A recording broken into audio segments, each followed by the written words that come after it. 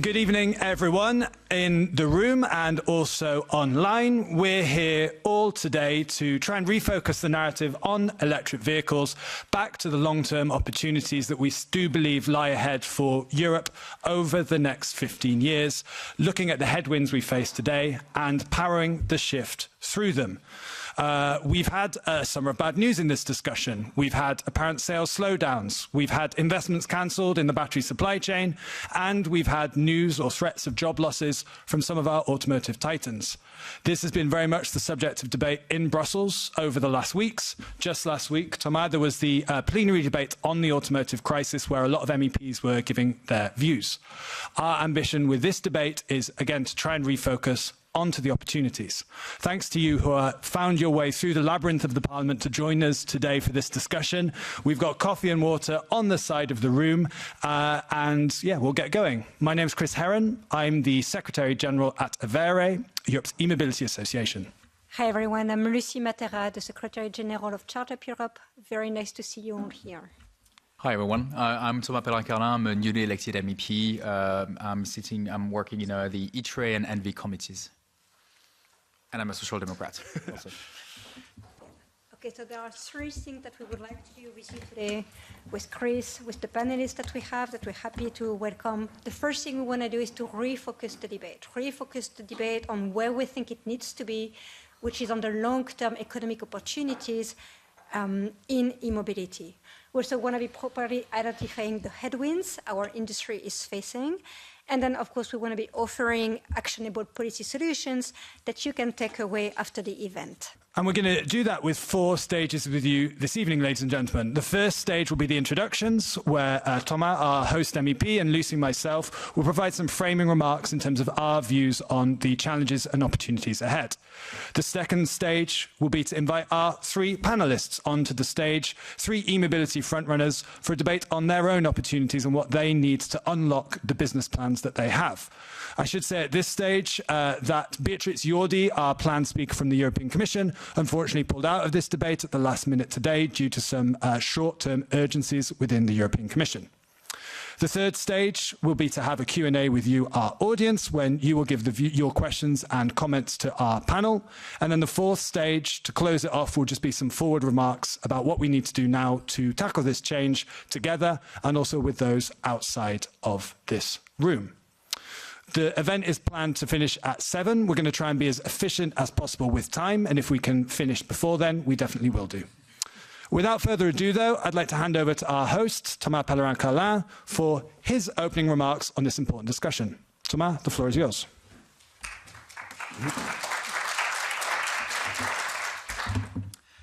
Thank you very much, Chris. So thank you all for being here. This is important that we have this discussion here and now, especially after what you may have heard in the plenary in Strasbourg last week, which was, let's be frank, a lot of nonsense being spoken by a lot of people from one specific part of the Parliament, much further to the right.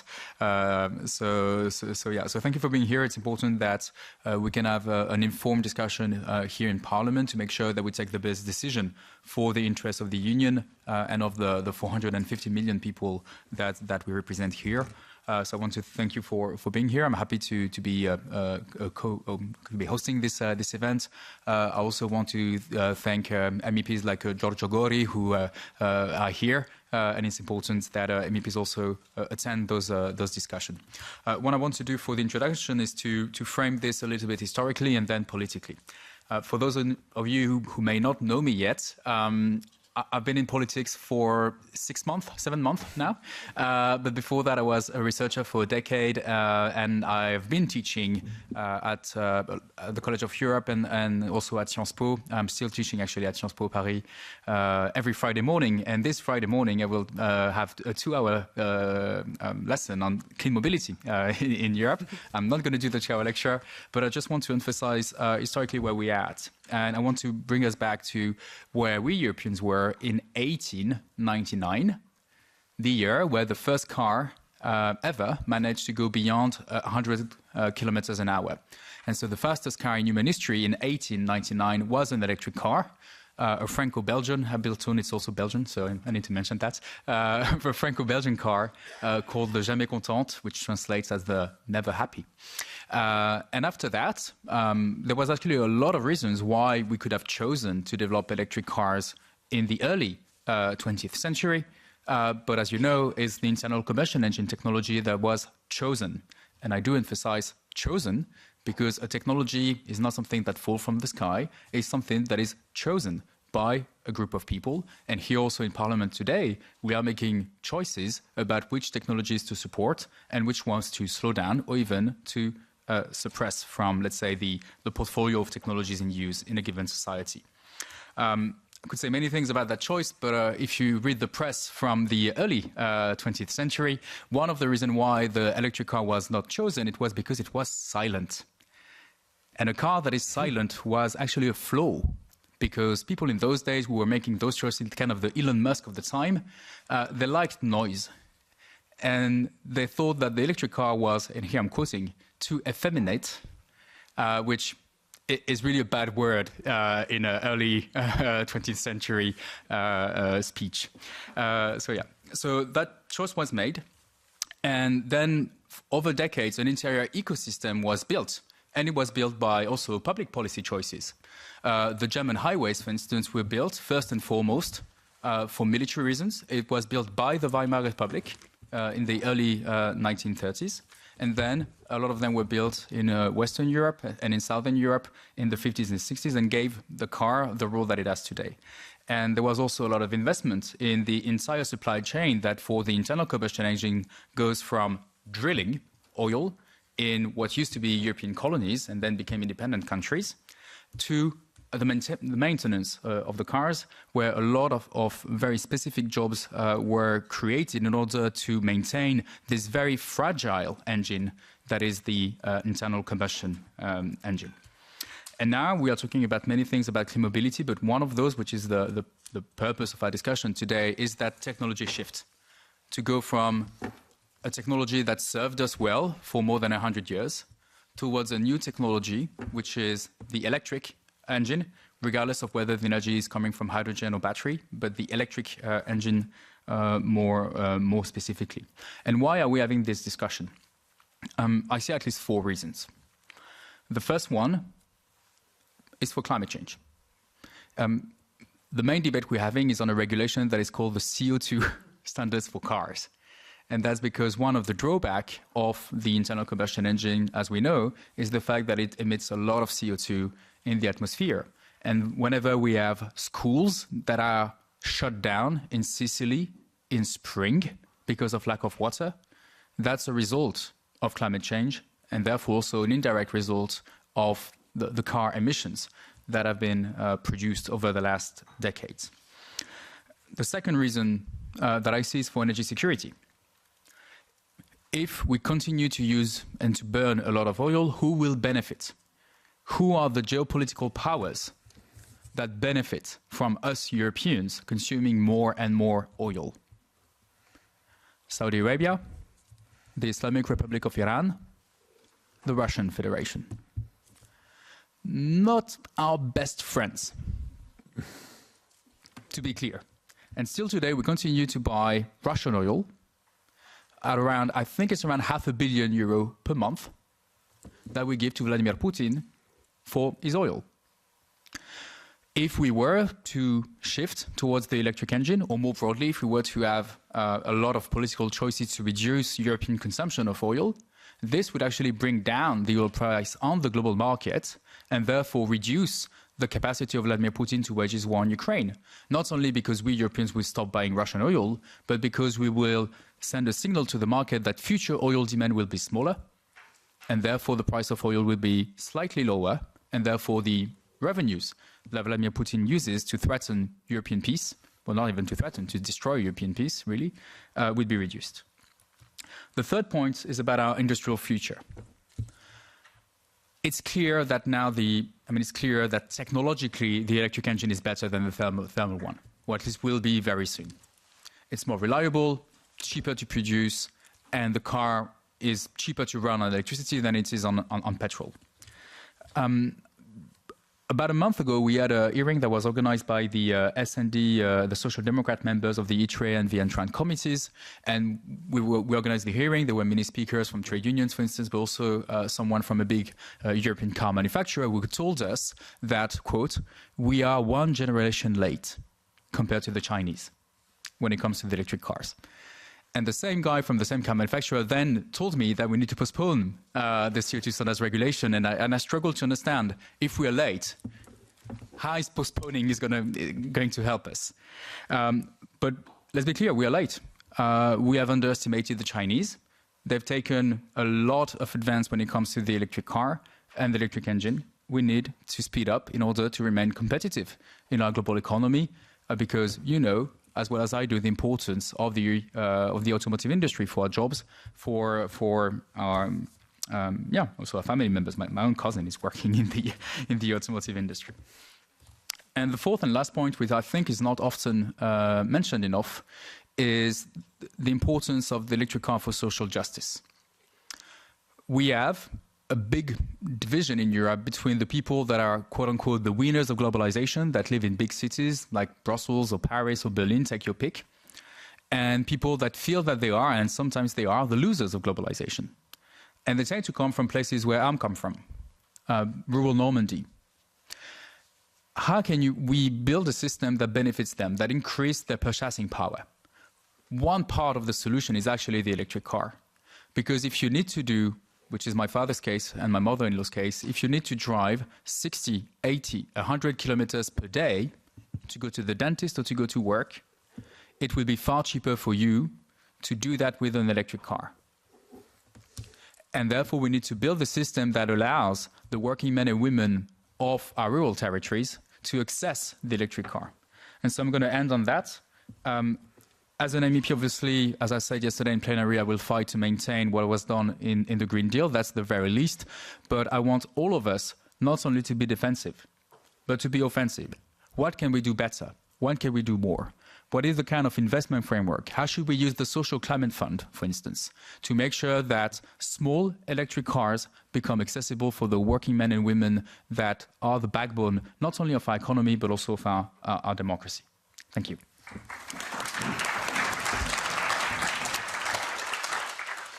Thank you, Thomas. So why electric? I note climate, economic security, industrial future, and social justice. 4 things to take into our panel debate that follows. And you also describe well the split nature of the European Parliament at the moment on this discussion.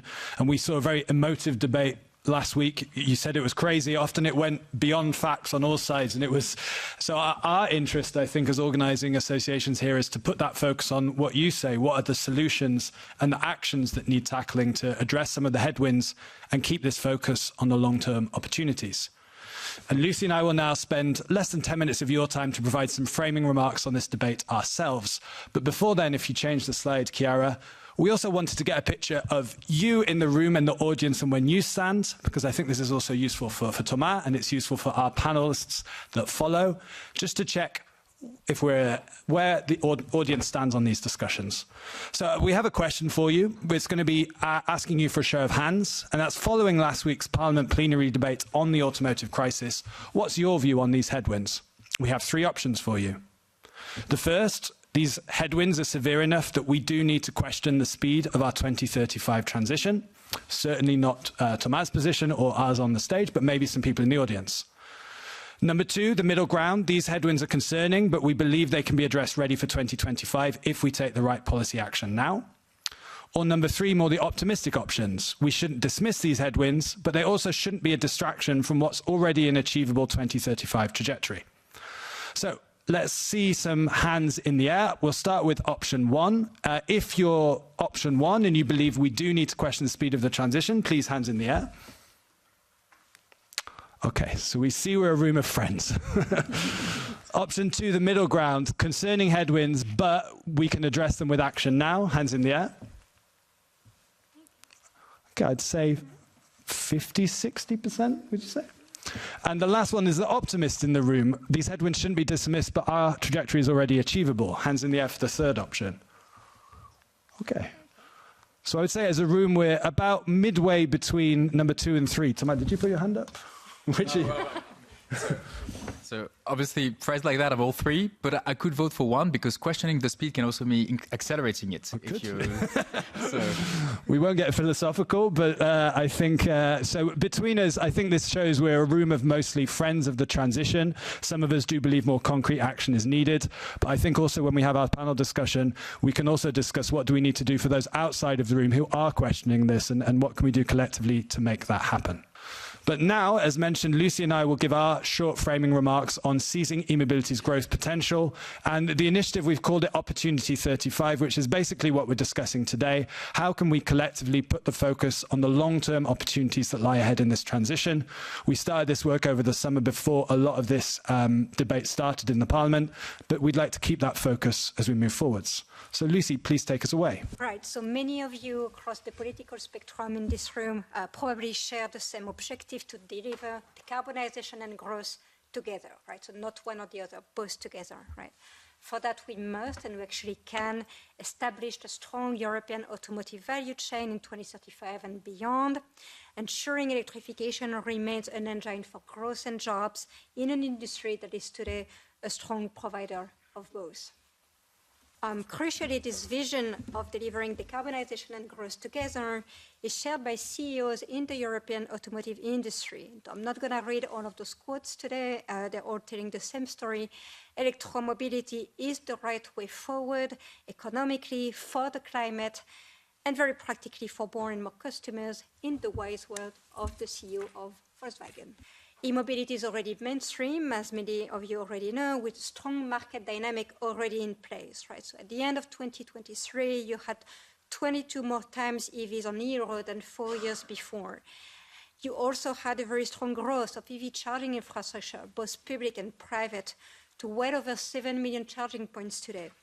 And what those numbers are painting is a picture of real market dynamic that must be preserved, bearing in mind that behind each one of those numbers, you have very heavy investment that took place. And now we have e-mobility in the mainstream, but we need to stay on track to 2035, as Thomas said. We know in 2035 there are opportunities to seize. Thomas mentioned several of them. Economic growth is definitely one, which we'll detail further. Cost savings for consumers, as mentioned on the social justice point. Grid flexibility, the massive savings for the grid and consumers from the flexibility these vehicles can provide. And everything to do with digitalization as well. But we know as well that there is a discussion within the European Parliament and elsewhere to put a false choice on the table. A false choice to delay the electric vehicle transition, which for us would only leave us further behind our goals. Our view is that the necessary choice is the only choice that we can make is to hold our course towards 2035, tackling these speed bumps and tackling these headwinds together. Because we know that Europe can still seize an e-mobility future of economic growth. There was a study that McKinsey released just 2 weeks ago looking into Europe's economic potential in its automotive sector. McKinsey did a lot of scenarios, but their full potential scenario concluded that if we take advantage of e-mobility, Europe could have a 2.2 trillion euro automotive sector value added in 2035, a 17% increase from what we have today. That scenario is still very much still to play for. How can we achieve it? 4 key actions. Number 1, of course, to keep our EU automakers strong in this transition. But number 2, we'll also need to attract investment from new market entrants from across the world under the right conditions for Europe. Number 3, fundamentally, is to secure a homegrown battery supply chain and all of the jobs that that will bring us, from the refining to the cells to more. And number 4 is to capitalize on the massive digitalization opportunities that go alongside this transition. So the future of economic growth that Chris just described will also create job opportunities across technical skills on our continent. So you know the job creation potential from the BCG study that you've seen before. Since then, we've had research with updated numbers, and if you take just 2 of the components of the much broader e-mobility ecosystem that is being built, namely EV charging and battery manufacturing as examples, you can see that Europe is on track to create close to 2,000 jobs in the latter and over 220,000 jobs in the former. And what's really fundamental then is that we move forward with an eye on this jobs potential and not losing our shift of focus away. And let me be clear, easing off now, we know will have serious and lasting consequences. Thomas alluded to these in his remarks. Firstly, Europe will be stepping back from the global EV shift. We know from the study from McKinsey, they calculated that if we're not able to catch up on the head start that China has, there's a risk of 25% of our market share being lost in the automotive value chain if we can't capture those benefits. And it's already a massive pie. The EV market globally totals €1 trillion today, and that will grow and grow. Doing so will be permanently handing the lead to others. While Europe wobbles, China does push-ups. 50% of car sales in China today are already electric or plug-in, and we know that if we're slowing down, the lead that they have will only increase. And then thirdly, turning away ecosystem investment, going counter to all of the other strategic initiatives that Europe has. ChargeUp Europe has done some research that projects that if we slow down in our ambitions, we'll be delivering 20% fewer charging jobs in 2035 than we could do now. And we also know that would send a massively negative signal to the struggling EU battery supply chain trying to scale up. So the EU clearly should not be easing off, as you clearly heard from Chris, but we're also not oblivious to the context and the headlines that you've been reading lately in the press. So those headwinds exist, but we need to properly define them to solve them and remain focused on the root causes, namely competitiveness and demand, as we'll see with two examples. This notion that there is a slowdown in EV sales this year and investment being concerned in battery. So I'm going to start with EV sales because you've been hearing that a lot over the past few weeks, right? EV sales are dropping in the EU. We need to slow down. This is too hard. We need to revise the 2035 trajectory. So question, does Europe have an electric sales crisis? Spoiler, no it doesn't, right? So the complete data picture said you had a bump in the road in 2024. In the first half of the year, EV sales in the year 27 actually continued to grow, and if you exclude Germany, which indeed dragged down the EU market, you had a very healthy pace of 9%. And we already expect stronger sales of EVs in 25 already with the introduction of new models. So we're calling on your support to avoid a panic reaction to something that is temporary in nature and geographically confined. What we do want to see your support instead is for measures to improve EV volumes, targeting in particular the demand side, together with the introduction by EU car makers of smaller, more affordable EVs to democratize access to e-mobility. The second of those challenges was competitiveness. Does Europe have a battery investment crisis? If we move to the next slide again. And the answer is yes, but we can do something about it. The headwind here is that just this year, 300 gigawatt hours of investments across the battery supply chain have been cancelled or delayed in 2024. That's 1/5 of our 2030 pipeline, and European champions like Northvolt, many of you all read, are under pressure. Many contributing factors: scale-up challenges for young companies, the ever-growing Chinese competition operating at scale, and high EU business cost. That is a big competitiveness challenge. It's not the only competitiveness challenge, and it can be solved now. Here, and that's where we really need to come to Thomas and colleagues in the European Parliament, is to say it's not only about looking at these problems, but also putting forward solutions. And what we need is really an all-in European effort to scale up this battery supply chain in the next 2 years. Crucially, that means we need to keep our certainty of our 2035 targets for these companies, but also deliver that industrial policy to level the playing field. So it is within our collective power to stay on track and to seize Opportunity35 with your support. So let's maintain our clear common ground of shared European values. Let's ally decarbonisation and growth together. Let's resist the false narratives as slowing down would mean stepping out of the race.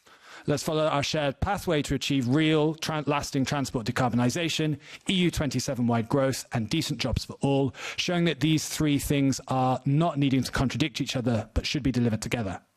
Our sectors are committed to delivering and actually making very good progress, but we need your support to fully unlock Opportunity35. Thank you. And there is a website now available which collects a load of data that is backing up these arguments, which you can now find online, which has been a joint project from ChargeUp Europe and AVERE, and which will inform a lot of our discussions with parliamentarians and other policymakers in the weeks to follow. Super. Thank you. Now it's a great pleasure to invite our three panelists to the stage. So I'm going to bring them up all together. We've got Céline Domecq, who's the Director of Governmental Affairs for Volvo Cars. We have Bart Lubbers, who's the co-founder and chairman of Fastned. And we have Carla Detrieux, who's the Director of Business Development for Volta Trucks. Thomas, if you want to stay, if you want to go, you feel free. So Thomas has kindly, with the absence of our European Commission colleague, Thomas kindly offered to stay and join our debate as our regulated perspective. So we'll bring him in through the discussion. So excellent. We're now onto the panel phase of our discussion. We'll probably be spending around 45 minutes to 50 minutes on this debate. And I'm going to start by asking each of our three panelists an opening question. We'll hear their short 2 to 3 minute remarks, and then we'll start a panel debate all amongst us on the issues presented. Céline, I'm going to start with you and Volvo Cars. You remain resolute in your strategy that Europe and the world's future is electric, while at the same time you've reflected just last month that the transition to electrification is not a linear one. So my question is, what does Volvo Cars need from Thomas, from the new European Commission, to ensure that you are able to fulfill those ambitions you have and that Europe is delivering the economic benefits of this transition? Thank you. Chris, thanks for the invitation. Good evening, everybody. Let me start maybe with why we think it's the right way to go forward. As you know, we were among the first traditional car makers to announce that we would go full electric. And it's true that in September, we had to adjust our ambitions. Our ambition is global, and we see that in some part of the globe, it will take us a bit longer than planned. But the end game is not changing. We want to go full electric. Why is that? In part, and I think you had the quote from my CEO earlier, if the car industry wants to tackle its emission, the biggest chunk of the emission is the usage of the car. So if you go electric, then you already solve that problem, and then you can focus on the rest, which is, the production phase and so on. So that's the first thing. That's the biggest thing we can do to actually contribute against climate change. Second thing, electrification is only the top of the iceberg. And the debate should not just be about, we are shifting from a propulsion mode, like from a nice engine to an e-motor. Actually, what we are shifting is a car completely. We are developing a software-defined vehicle. We're going into core compute. And these AI will play a major role as well. So we are actually developing new technologies which are very important for our sector if we want to stay competitive, but which are actually positive for the whole economy. It's research that we need not only in our sector. And second thing, we look at the product, the car. But when you talk electrification, you should look at the ecosystem. So this debate should go beyond whether OEMs can go electric or not, because today the car is a means of transportation from A to B, and that's about it. And most of the day it's parked and not doing much. With electrification, the car can become actually more, because you can support the grid if you have bidirectional charging. So you can help integrate renewable energy. For people, when you're not using your car during the day, well, either with digital and data, you can actually share it with others and develop new business model, or you can leave it parked. But if it's charging, if it's helping balance the grid, you can also get benefits as an owner of the car. So you're developing a full new system. And so it's a bit reductive when you're saying, okay, OEMs are struggling. Yes, we are. It's a tough time. It's a bump in the road, but next year doesn't necessarily, in pure economic terms, next year doesn't look necessarily better. We have the challenges. But we should not forget that we are much broader, and the debate is much broader. The investments are not just OEMs investments, ChargeUp, like all the charging points have made investment, battery investments. We should not forget about these guys, because they've put money on the table as well. And if we shift the target now, well, then they're also standing to lose out, not just us. So that's really, I think, what I would like to say. Maybe we can get back later to, or do you want, can I continue a bit more on our asks? Our asks? Quick ask, and we'll revisit them after. Okay, good. Well, let me start with the first ask to politicians, which is don't change the target now. You've set the target. It's very clear. We have 10 years to get there. So let's work towards it. That would be my first ask. Super. So I note e-mobility, a tip of the iceberg. It's not just the electric vehicle. There's a whole ecosystem at stake. But at the same time, there are real headwinds. 2025, there may still be real headwinds. So we do need to act. But on the subject of the ecosystem, that's the perfect time to turn to Bart from Fastned. And Bart, last month, the Fastned CEO, he released a big public letter which gave a very big picture perspective on the e-mobility transition, and also your confidence as a company in terms of the direction of travel and the headwinds that we're facing. At the same time, charging infrastructure is often brought up as one of the key limiting factors to adoption by consumers. So what do you think are the actions for Europe to get through today's uncertainty towards the future that you as Fastned want to be part of? Well, let me start with thank you for inviting me for this panel. And of course, I agreed with everything is said before. Fastned is a European company, and we built charging stations along the highway, only on high traffic locations.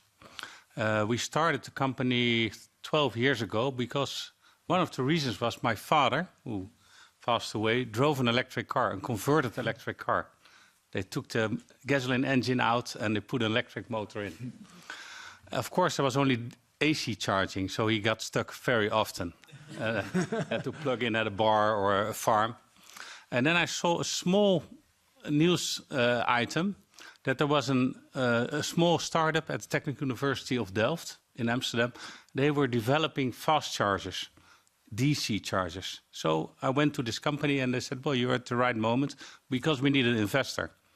So I invested in this company and everybody was an engineer and I'm an historian. And I said, well, it's interesting, but who's going to build the network of fast chargers? Because if you cannot charge along the road, you have no freedom. And the essence of a car is freedom. I met Michiel Langezaal, my companion. He was working at Appion, at this company. And he said the same thing. We need locations to charge. And that's the reason why we started Fastned, to have a network in Europe of fast charging stations at high traffic locations. In that time, 2012, by the way, Appion was sold to ABB, so the charging division of ABB is originally this small startup from Delft.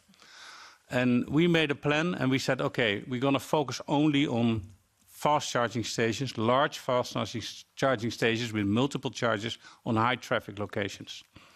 We're now 12 years further. We have about over 300 locations, over 300 people. We're in most European countries. But if you ask me what's the bottleneck for us, it's always locations, locations, locations. We need locations to build fast charging stations. And yeah, the way to get locations is tenders. It's very simple for governments, just give out tenders because there are enough private companies that love to build charging stations to give energy to the electric cars and freedom to the electric drivers. Brilliant, thank you. So you've redefined for me what an EV frontrunner is with the story of your father. But I know as well, location, location, location is really key for charging as we go forwards. Carla, to turn to you, Volta Trucks is making a big comeback, we've seen, and we're sure you've seen the long-term opportunity for the heavy-duty segment in terms of electrification. So what do you as a growing champion in this space need from an EU policy to scale up for heavy-duty vehicles? Please. Thank you for the hospitality. Why we're here, our raison d'être is very simple and it's very honorable. It's not only to solve for the global and climate problematic, but also to solve for some very profound social challenges, which are the driver shortage. So we know that we are lacking drivers all across Europe, and I'm not talking about only the lack of generations, so younger generations, but also a lack of females. So we're counting for only 2% of women in this industry, and 55 years old as an average age for drivers. To finish off with the numbers and the raison d'être, the safety element is also extremely important to us.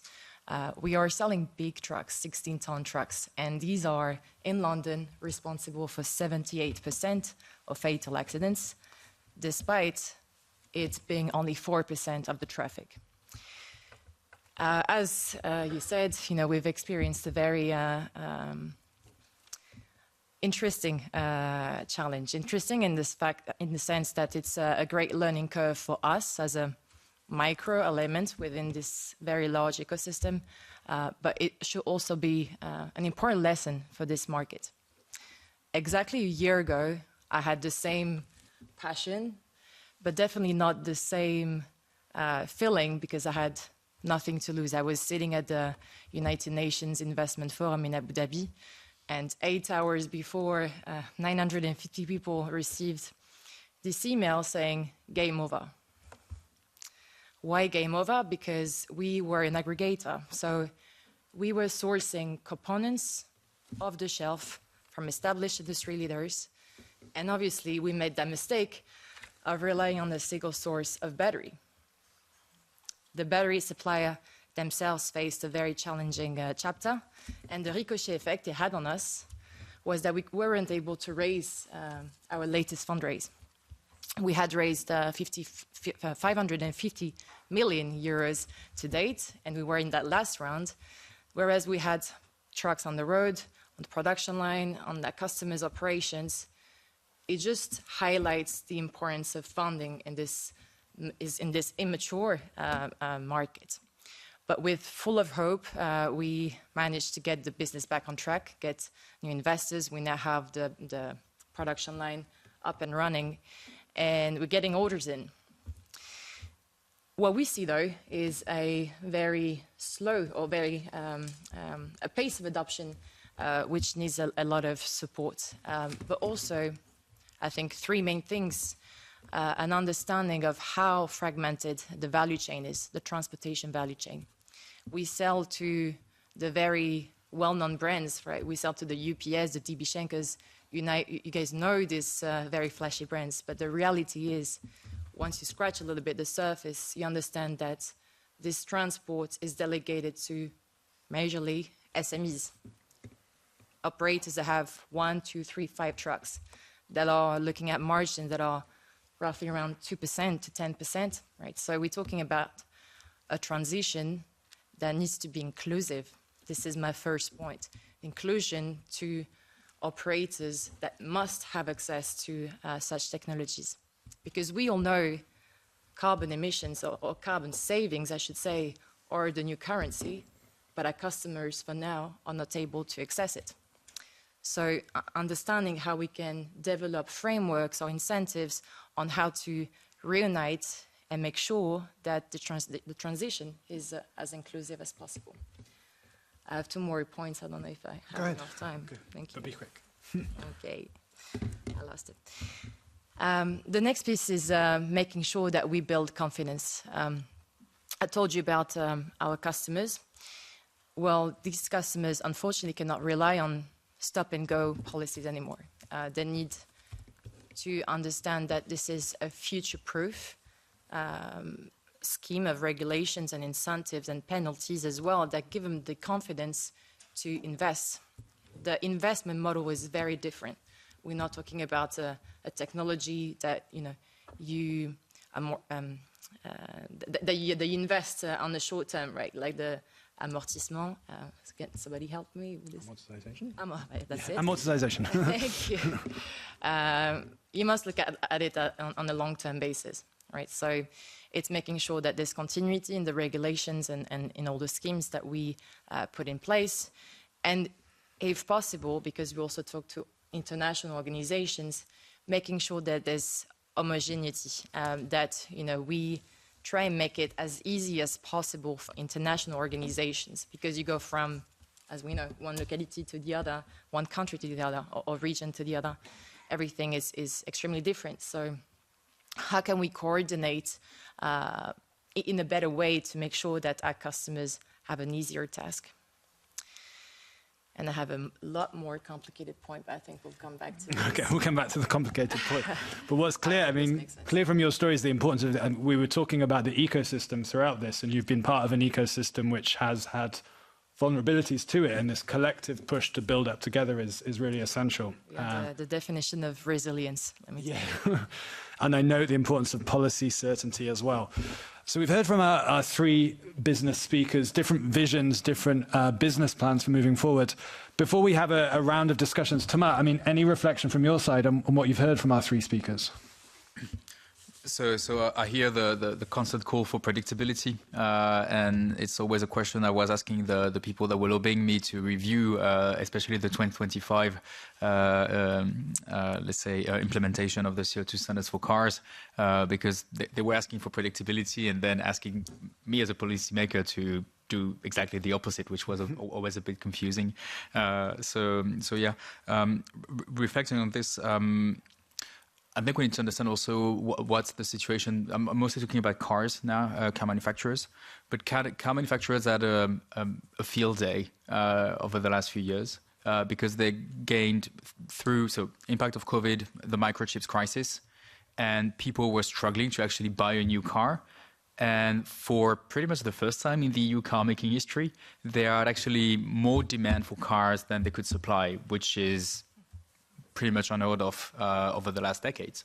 And so suddenly, car makers gained a lot of pricing power. And they were able to make cars more expensive, not necessarily by increasing the cost of the car, but by saying to the customer, if you want to have that car in the coming month, you maybe need to buy this extra option and this extra option, which we know is one way for car manufacturers to make a lot of money.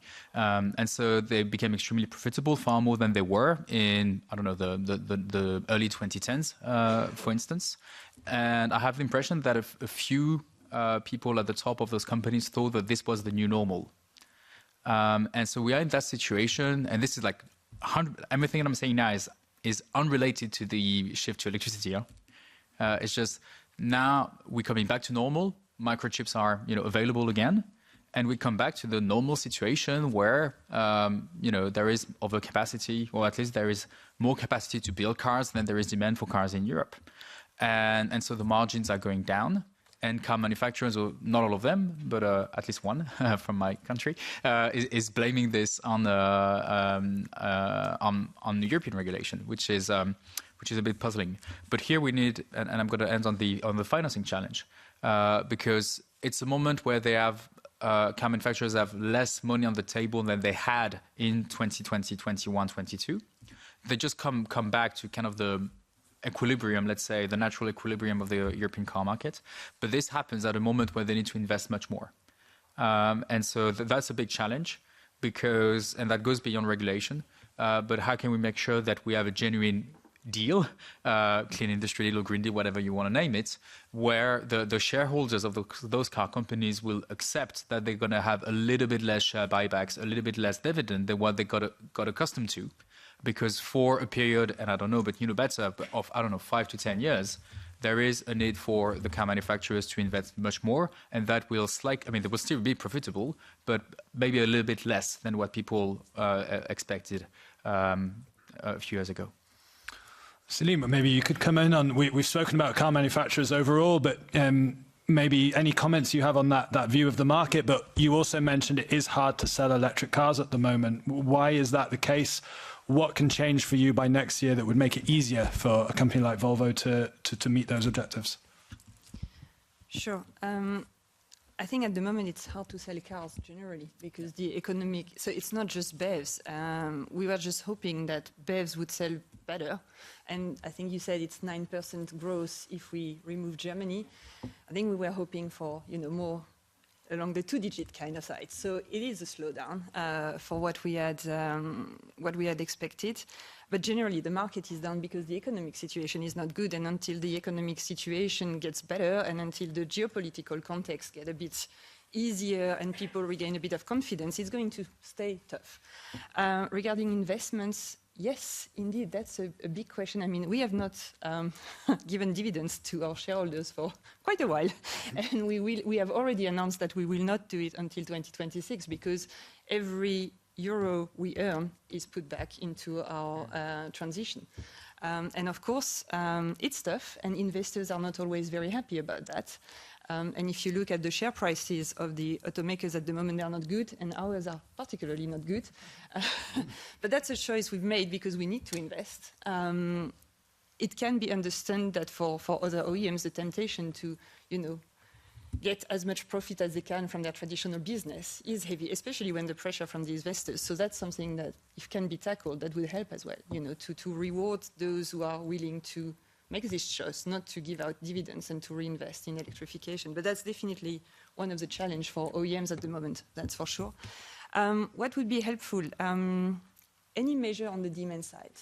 And of course, we are not asking for, we know the budgets are stretched in most of the countries and they are looking at how to make, economies everywhere. So when we come and say, well, please help people to buy an EV, for the countries who can, sure, do it. And try not to do it for 6 months and then say like, oh, we are stopping and then start again and stop again.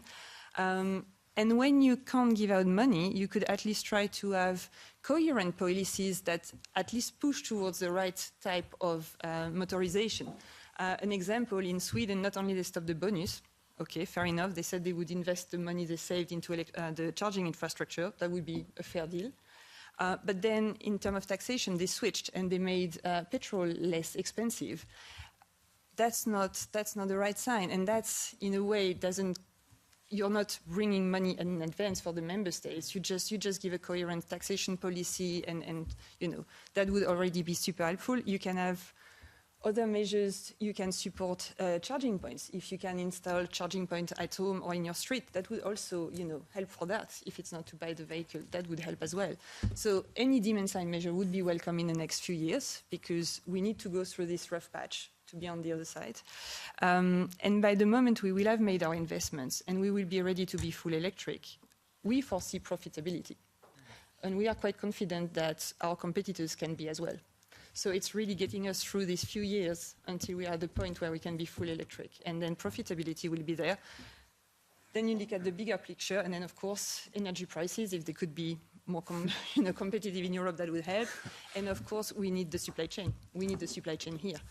So investing, and for batteries, because you mentioned scale, you mentioned competition from China, mainly, as barriers to batteries. But I think Europe also needs a lot of R&D in batteries because batteries need to be good. Yeah. And today, I'm sorry, but the European batteries are not, the cells are not as good as what we get in China. So it's very hard to give a customer a battery which is more expensive and less good than what you would get from a third country. So that's something that we need to tackle very urgently as well. And just on the line, so that's also one of the reasons why collectively in Parliament we are pushing for protecting the Horizon Europe budget. Because we know that there is a need for money for research and innovation. We know that part of that has to be public money, especially for the more fundamental research, but also for a lot of applied research. And our position as Parliament, from S&D to EPP and many other groups, is to protect the European Commission proposal, which, just to put a number, the Council wants to cut the budget for Horizon Europe by 400 million for next year. And here again, we're talking about predictability. We have agreed a multi-annual financial framework. That's kind of where we should be, rather than having that short-sighted view that sadly a lot of, well, not member states, let's be accurate here, head of units of some budgetary units inside some governments have a vision that is more or less an accounting vision than an economist vision. And we need to invest more in R&D, generally speaking, but also for battery to make them more efficient, but also to prepare the next generation of batteries that we will absolutely need. Yeah, I think there's a real urgency here too to do this while companies like Volvo are still making choices on suppliers, because in a few years' time those supply chains get set forever as well, which is a concern. But Carla, I saw you. I think you were maybe looking forward to come in on either the batteries or the finance point from a HDV perspective. Well, it's the exact same context. I guess we rely on our side, being an aggregator, we rely on every component or part. But I must say the battery is probably the riskiest element, and it's also the core and the heart of our vehicle and every vehicle out there. So definitely I'm putting an emphasis on making sure that we have a reliable battery value chain. But maybe focusing on the batteries, and this is something that strikes me every time when I speak to people that are in the energy ecosystem, and at the same time speaking to my customers. There's a very big tension. What I mean here, we are facing, let's say, some challenges with the adoption of EVs, especially in the truck industry. What I should say is that an electric truck is 2 or 3 times as much as the equivalent in ICE. Even though there's demand, obviously we need to incentivize this uptake. And the battery is, again, the most expensive component. And on the other side, in 5 to 10 years, all I hear about is ensuring that we have a future-proof grid architecture, and how valuable these second-hand batteries and how promising the second-hand market can be. So there's that tension between the uptake now and what we need in 5 to 10 years. So really it's understanding how, as member states and as public and private coalitions, we can incentivize the uptake of batteries now to have them available in 5 to 10 years. Maybe through residual value funds or residual value guarantees, but making sure that there's this pocket of incentives to make sure that we have the batteries rolling out on the road to serve our customers, to serve our communities, but that they are available as second-hand assets in 5 to 10 years' time. I hope that makes sense for you, Thomas. Maybe to bring you in, Bart, we've mentioned demand, and charging infrastructure. What are your needs from? Is it a need for finance, as Céline said, or is it a need for stability? What would you ask for to make sure you can roll out and continue to roll out at the speed required? And then just an alert to the audience, we'll be going to you for questions and comments yourself, so please get them ready after this. Bart. Okay, maybe a bit more. It all starts with climate change and pollution. And what we need to fight climate change and pollution is an energy transition from fossil fuels to clean fuels, or electricity, as we use for electric cars. But how can we stimulate that? We can stimulate it through the consumers, because they buy the cars and they drive the cars. So a good step would be that the taxation is completely dependent on the level of pollution and emissions. So zero for zero pollution, and a lot for a lot of pollution. That would be a good start, and I don't envy Thomas because he's the politician. He has to advocate this. But I think it starts with that, and then logically we can also come to the car industry, and I'm really worrying because I'm European, and I would love to see the European car industry survive, because in my life we already lost the market for personal computers, then we lost the market for mobile phones. And I'm afraid that if we don't do the good things, that we lose also the car market. And how can we save the car market for Europe to stimulate the consumers to buy European cars, like the Chinese are doing? And like extra tariffs won't help us, because China is already in front of us, and they will be more in front of us if we slow down the development of electric cars. They won't stop. So I think we have to use every means to stimulate the demand for cars, electric cars in Europe, to survive with this industry. And for us personally, it's less of a problem because we focus on locations, and locations happen to be in Europe, and we are a European company, and yeah. So for all our panelists, it's really sensible and fast and consistent and coherent demand measures can make a real difference. Often these are the member state competences rather than the EU competences, but clearly if we look at 2025 and what we can do, this is a big part of the picture. Thomas, you wanted to? Yeah, briefly, there is one thing to do. I mean, it's not 25, it's 26, but with social climate fund. I mean, the ballpark figure, but please correct me if I misremember the figure, is 60 billion euros. And this is to make sure that we have a socially just transition while the ETS2, which targets emissions coming from the building sector and the road transport sector, are well addressed. One scheme that worked partially in France and that I hear may be rolled out soon in Poland is the social leasing scheme, where and I think that's something interesting to look at, whether we can pool this at the EU level in order to provide what car manufacturers need, which is volume. We can here, because this is partially funded through public money, have, if I can say that nasty word, local consent requirements. I know it triggers some people. But anyway, in any way, shape, or form, something that assures that a big part of the value chain will be European. We can target that also on the kind of people that, on the kind of cars that we need, which are small cars. So we're not talking about like 2.5 ton SUVs. That's not what people need, working men and women. They need lighter cars, 1 ton, 1 ton 5, depending on the 1.5 ton, depending on the kind of car that is needed, and target this social leasing scheme to, let's say, the 40% of the Europeans that have the smallest revenues and that live in rural areas, let's say 15 to 20 kilometers at least away from work. So that's something that has already been done in France with I mean, it was so successful that the French government stopped it because that's the way the French government has been working over the last 7 years. But anyways, that was like free attack on Emmanuel Macron. Sorry, should not do that in Parliament, in the European Parliament. More seriously, like the scheme that was rolled out in France, I see that as a good prototype of something that should be scaled up, at the very least in the countries that want it, which could be France and Poland, but ideally as something that would be done at the EU level. Because here we could say, and don't quote me on that, I'm just making up the number as I speak, car manufacturer, you have 1 million cars that are battery electric cars, small size, that will be bought by the European Union as a whole, mostly with national social climate fund money. And that is what kind of car manufacturers could be helpful for them in terms of providing demand and volume. And here politically, it's also something that we show that the kind of transition that we want is a just one.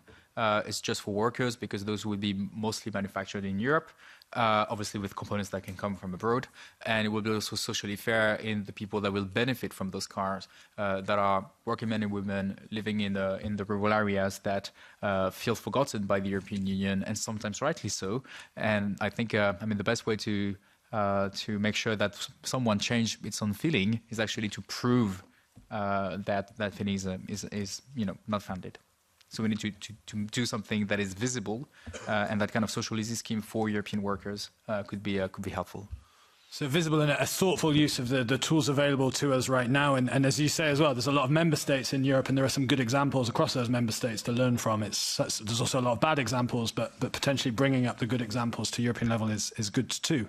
At this stage, you're going to ask the room if other people would have questions that they'd like to add into the debate. If you do, put your hand up. Otherwise, I'll continue with my questions. So please, people in the room. Matt, please, go ahead. I have a question to Mr. Pellerin-Carlin. We don't expect a lot of regulations. Sorry, Matt Urson from Fastned, Director of Government Affairs for Fastned. My question would be regarding what to expect from the European Parliament in this new session. We don't expect a lot of new regulatory initiatives.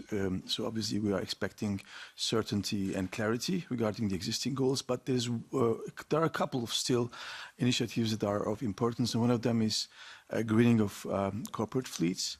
What is your position on this, and how do you see any support that you and your group could provide to these initiatives? I missed the critical two words. On which topic precisely? Greening of corporate fleets. Because this is directly touching the issue of affordability. So beyond social lease programs and other incentives, with these cars coming to the second-hand market, will be quite a game changer. Let's come in on corporate fleets. I've not dig into the specific topic of corporate fleet enough for me to be feeling.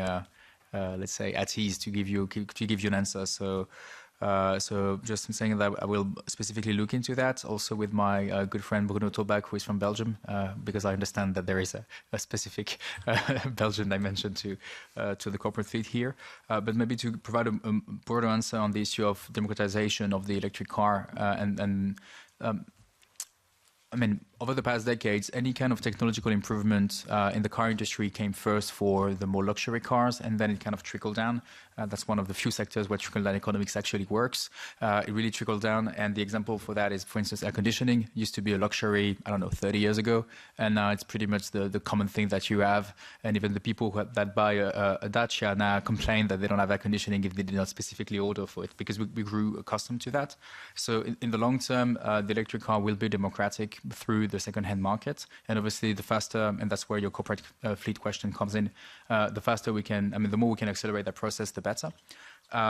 But I think politically it will not suffice, also because the TS2 is going to bite us from 2027 onwards, and we can't be again in a situation where we have an EU decision that increased the cost of petrol without having the EU being part of the solution to make sure that the people that need it, which are the people that would buy a second-hand car, can actually have access to an electric car. So that's why I was emphasizing the importance there of social leasing, to make sure that this democratization can happen virtually now, or rather in the 1 or 2 years that we have before ETS2 starts to bite us. And here I'm saying that as a Frenchman who was living in France during the Yellow Vest movement. Obviously, this was a multifaceted movement, but this was triggered by the increase of the cost of petrol. And I fear that we may be heading in that direction in 2027 in several EU member states, which will make our discussion very, very, very, very difficult. So there is also a degree of urgency there to provide battery electric cars for the people that need it to mitigate the risk of having some kind of a yellow vest-like movement in several member states in a couple of years. Brilliant. I see a hand right at the back. Please go ahead. Apologies, I was late. Pedro Gomes from Polis Network, so a network of cities and regions. And thank you so much for this opportunity. I just wanted to maybe highlight something. We talked about cars, electrification of cars, and how to make electric cars more affordable. But as a network of cities, also for us, it's important that looking other aspects of electrification, in particular, public transport, shared mobility, because if we just replace one-to-one, we continue with zero-emission congestion, zero-emission road sinistrality. So for us, it's really important also to use this e-mobility transition to a shift of paradigm. And a concern, first of all, please help us, and we are here also to help you, to not postpone the 2035 ICE ban, because it's fundamental, and it's really important that there's no political zigzag. But also it's important to look into not just about cars and affordability of cars. I understand that for rural areas and other specific situations, it's indeed the only option. But if you want to bridge the gap between urban, peri-urban, and rural, public transport is going to be important. And when we look at the electrification of buses and coaches, we also see that a lot of our members are asking, so which technology should we aim for the next 10 years, for a tender of procurement of 1,500 buses, something like that? So what should we do? And what we see also from their remarks is that the European industry at the moment is not responding.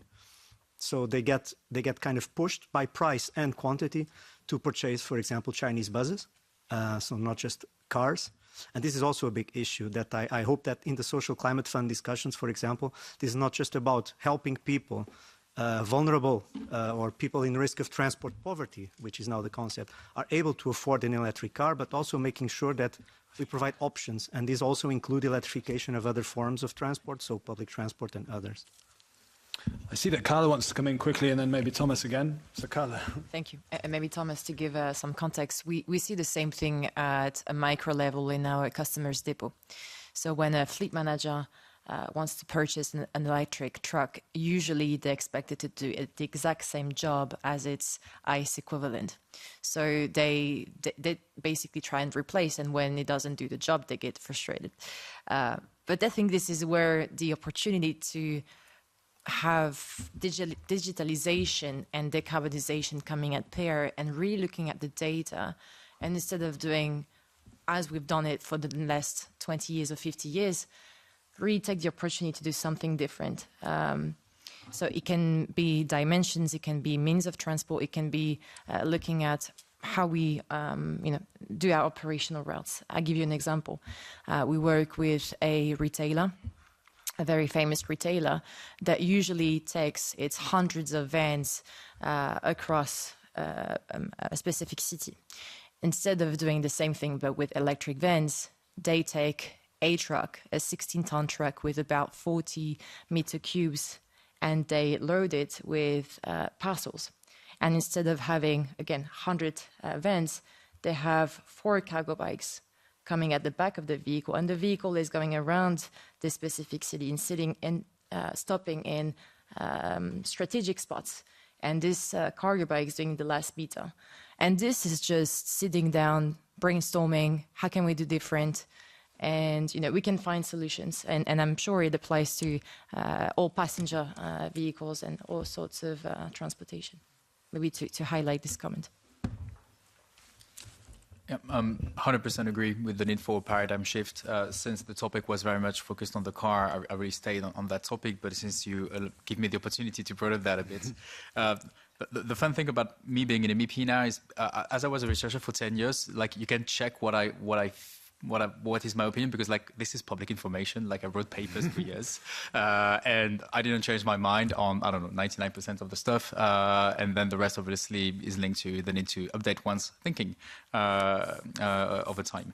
And so, for instance, in a paper that was authored by Emily Magdalinsky on clean mobility, we were actually focusing on the need first to reduce the need for mobility, to move from a society where every year we increase the number of kilometers that we do to a society where we can actually stabilize that or even decrease that. Some people may see this as being punishment, but if we think about it for a second, I mean, where I'm from, the main reason why people do more kilometers is because local public services were shut down. And those are public services, but also the kind of private stuff linked to health. My mother-in-law, who lives in rural Normandy, she now needs to drive for 120 kilometers just to go to the dentist. And this is like, I don't know where you're from, but this is absolutely normal in rural France to do this. And so the first thing would be to reduce this kind of forced mobility. Like nobody wants to drive their kids to school for more than 20 kilometers. Like if you have to do that, it's because there is something that needs to be addressed. And a lot of that has to do healthcare would be national or regional level depending on the competence, but for primary school, that would be actually a city competence, and I know a lot of them are working to do this. And then how we can expand public transport. There's a need also to develop local railways.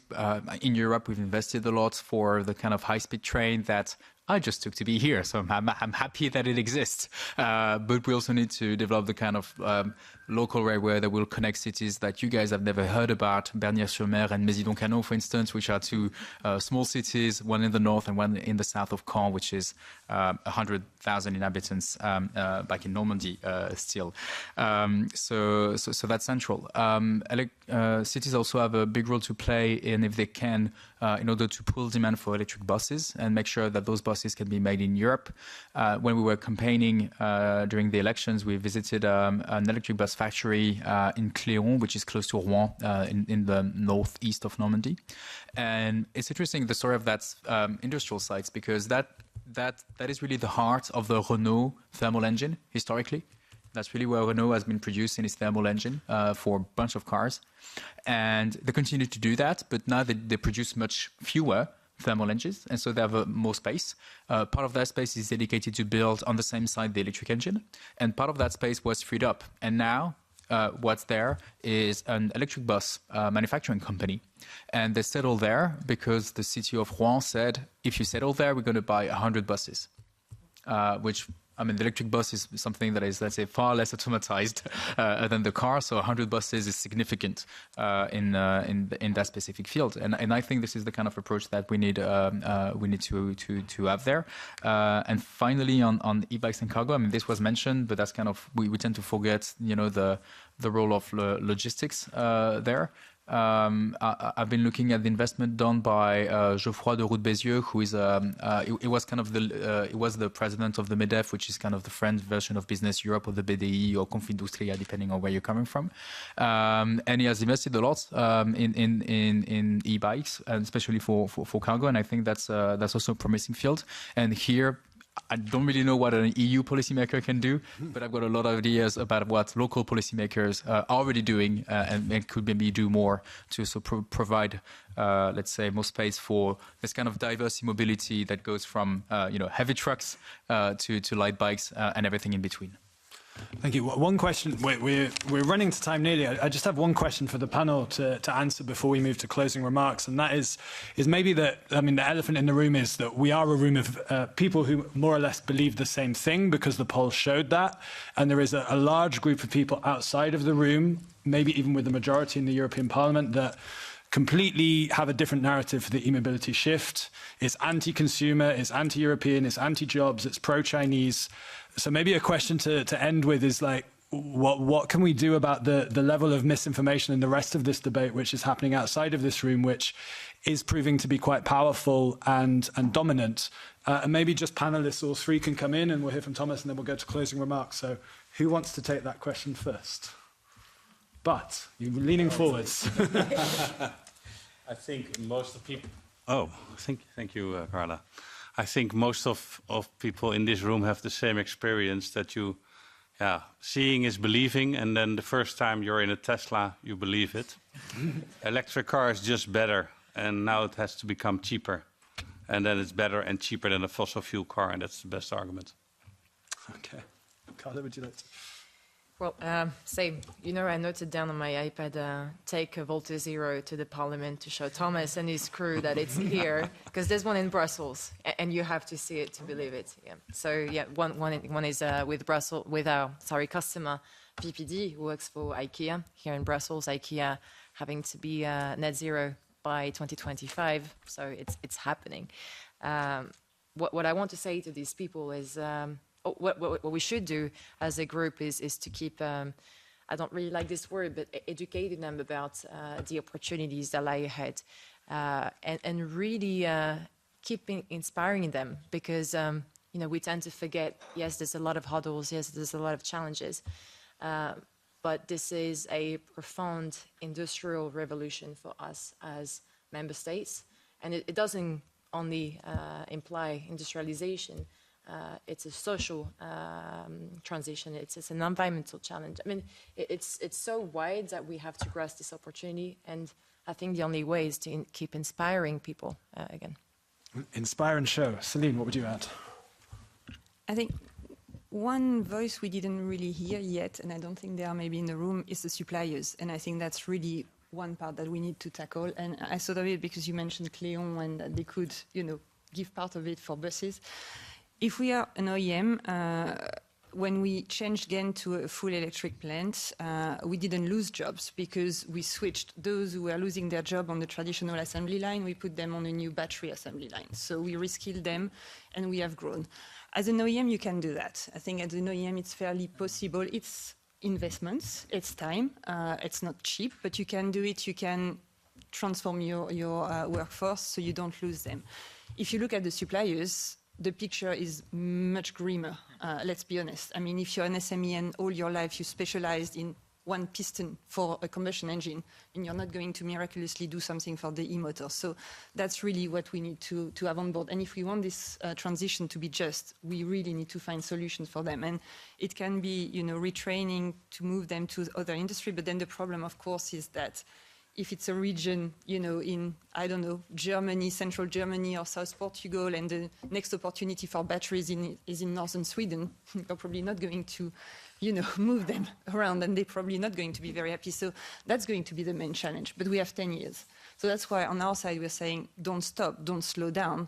But really this one needs to be tackled urgently if we want to have, because otherwise it's millions of people who will be very, very, very unhappy about electrification and will not be very good ambassadors, whereas we see that the ones switching rarely switch back to a combustion engine once you've started driving electric. But we don't want to have millions of people on the side feeling that they've been left out. Is this all enough, Thomas? Do you think we can leave the room with these in mind and convince your colleagues? What's your view? Maybe let's be clear. Here, there's a key role for the EPP to play.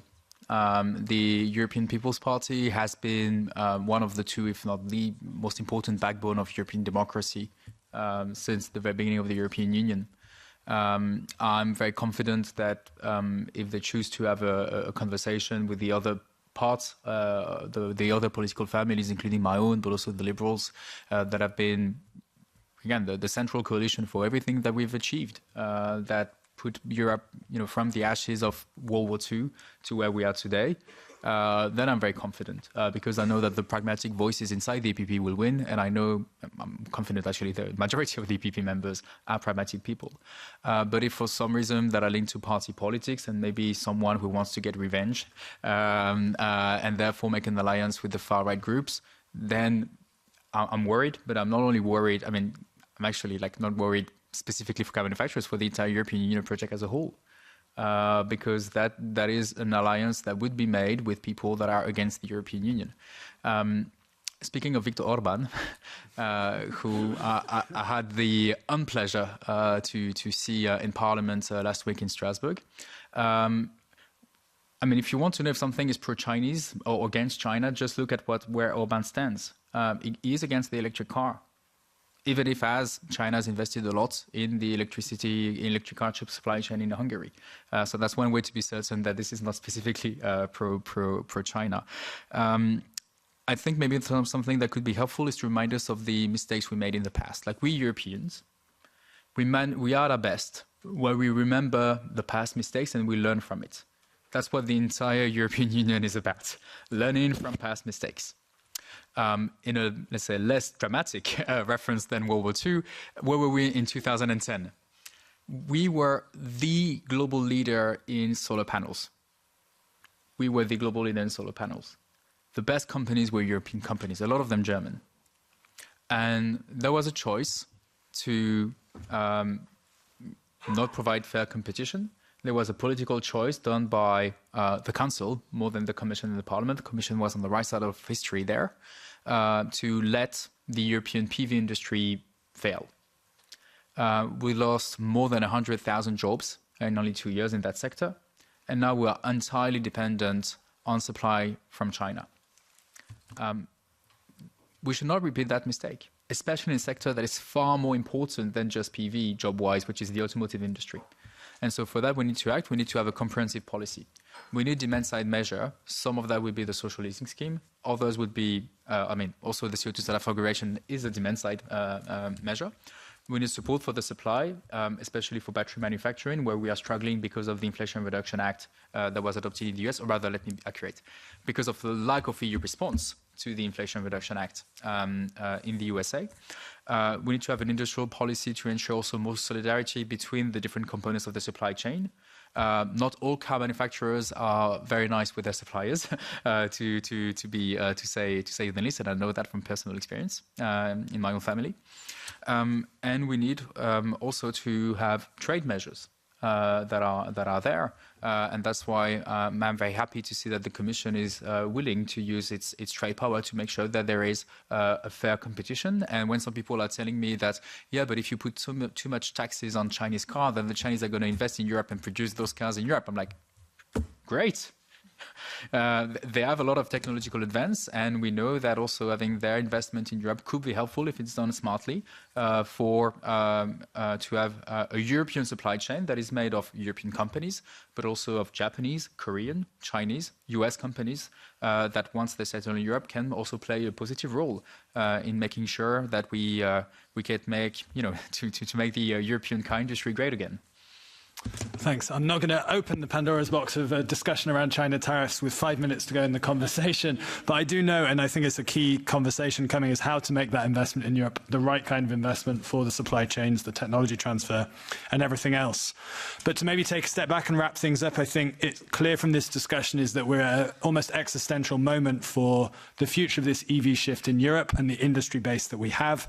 We've defined a load of different challenges across the ecosystem, which we're all trying to tackle at once to build up this opportunity in the best way possible, from the infrastructure to the trucks, to the cars, to the shared mobility, which was mentioned too.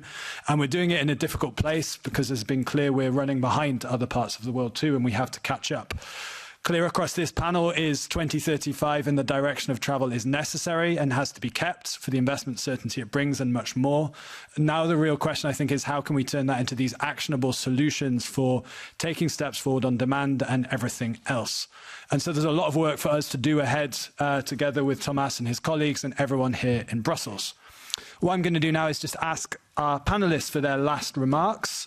Very quick remarks on what's your priority ask that you take forward from this, that you really would like, if the Commission can deliver this one thing in the next years, that will make the most difference to these opportunities.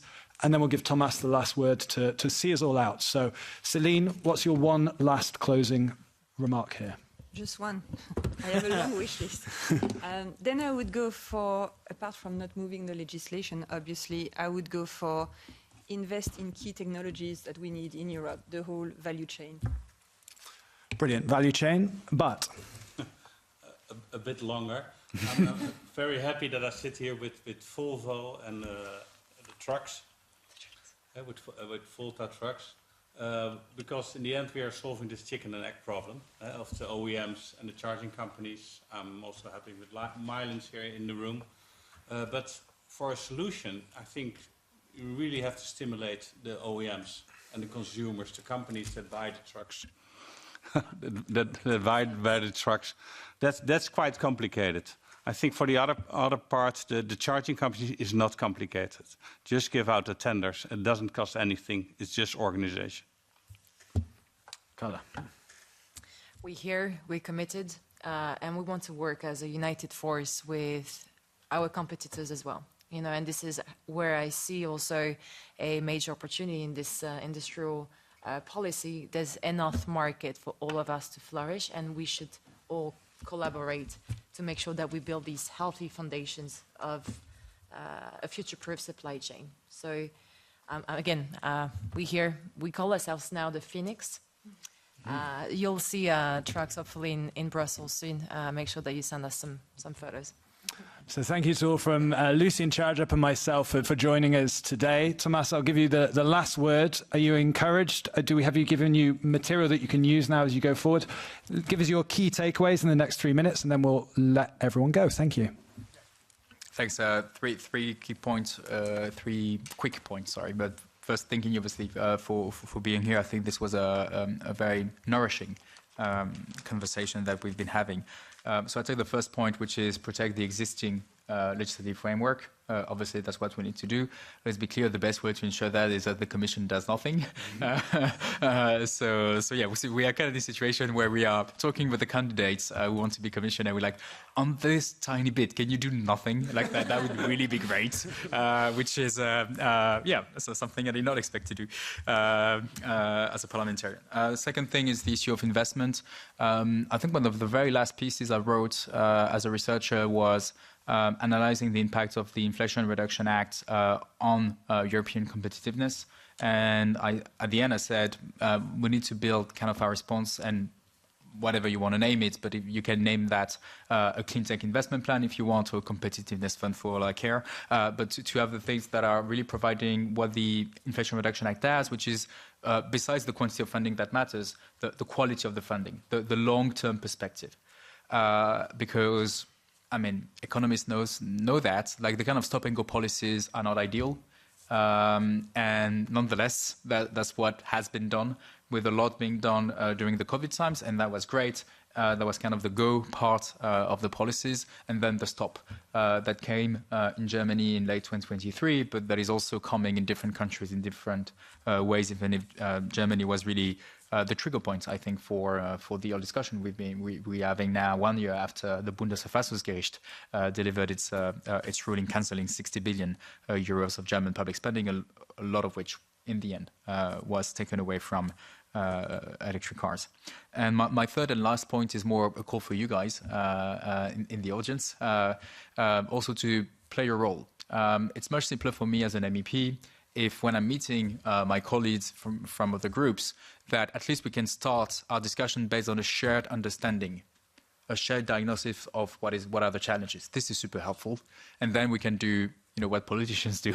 But what I find is that for a lot of people I'm working with inside Renew, inside the EPP, we have this.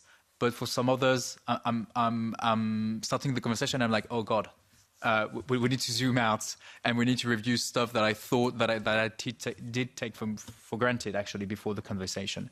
And this can be helpful, especially going to the MEPs that have the same nationality as you or your company can also be helpful there, and showing that the technology is there, that there are political choices to be made, but at least if we can have in Parliament a shared understanding of the challenge, that would already be extremely helpful. So I'm going to leave you with my own motto as an MEP. It's words that are attributed to the Italian philosopher Antonio Gramsci, and it says that we need to be to articulate the pessimism of intelligence.